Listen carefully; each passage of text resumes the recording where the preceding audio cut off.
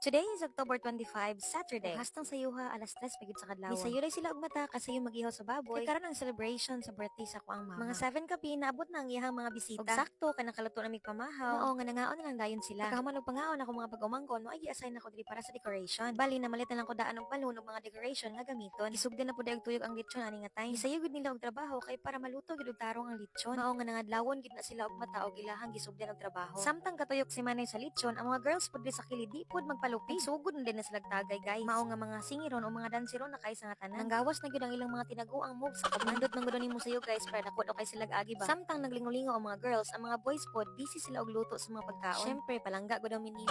Ani nga time nag-finalize na lang sila kay hapit na gid kayo maluto ang lechon, mapagod na siya kung masubraan na. Mao nga gipa-ready na ang pangmalakasang hapin sa amo ang lechon, ang dahon sa saging lamang. Plaster na dayon na mo ang lamisa kay syempre maniud to na tani. Nindot kay pamation nga bisan pa man sa kalisod sa panahon, basta kay magkahiusa ang mga maigsuon ug ang pamilya, nindot gyud ang resulta. Makalipay kay sa heart nga makita ang imong inahan nga happy kay sa inyong gi-prepare. Kay wala siya nag-expect nga birthdayhan siya kay ang iyahang expectation is mag-ihaw ra mig duha ka manok. Nabala ka pa gani siya kay daghan kay migi invite unya manok ra nga mo ang handa. Pero wala siya kabalo nga iyang anak nagplano behind her back. Salamat kay sa among mga brothers and sisters kaning cooperate gyud sila sa among mga plan. Priceless kaayo kay makita gyud nimo ang reaction sa mama nga perti gyud niyang lipaya. Perti na niyang pugong siyang luhana og wala gyud niya napugngan, nakahilak gyud siya. Syempre no kay basta na mo hilak pud tag-apil mga kapayason di kay ta. Sumao to nga successful gyud among surprise sa iya. Ug syempre happy pud mi nga mga anak. Ug kinahuman naman ta sa atong pa-surprise. So proceed na rin ta sa panitan ng lechon na lahi man ang roll tray dapat panitan sa daan ng lechon sa tataron. Ug kahuman naman tagkaon. So proceed na pud sa isang sinayaway ug ininumay. While ang uban ni proceed sa dito sa tunaan kay tunan linaw daay kinangaligo sa sila. Magpahili sa daw sila sa ilahang mga kinaon. Ug hasta na jud daw nilang pagkaiganga. Pag kahuman na magtuna sa tunaan aw linaw, ibalik na pud mi sa payag kay magdancing session na pud niyan. Kay syempre kompleto naman ni karga ay mo gawas na gid nga ang ilang mga talent ani di na gid ni mapugnan. Kanya-kanyang kirig-kirig na lang gid ni mura pagwati nga giasinan. Ay char. Bitaw hasta gid na mo lingawa aning adlaw. Ana bang nalipay ka kay na surprise ang iyong mama og na celebrate ihang 70th birthday. Plus nalipay pa jud ka kay nagkatapok mong magpamilya dinhi sa bukid. Though dili man ni kompleto kay dako ni among pamilya pero kay nasa layo ang uban. Pero happy gihapon kaayo mi kay part pud gihapon sila ani nga success. So mao to kay gabi naman mga tulog na mi kay ang uban namong kauban nga pislok na gyud. Bye. Thank you for watching.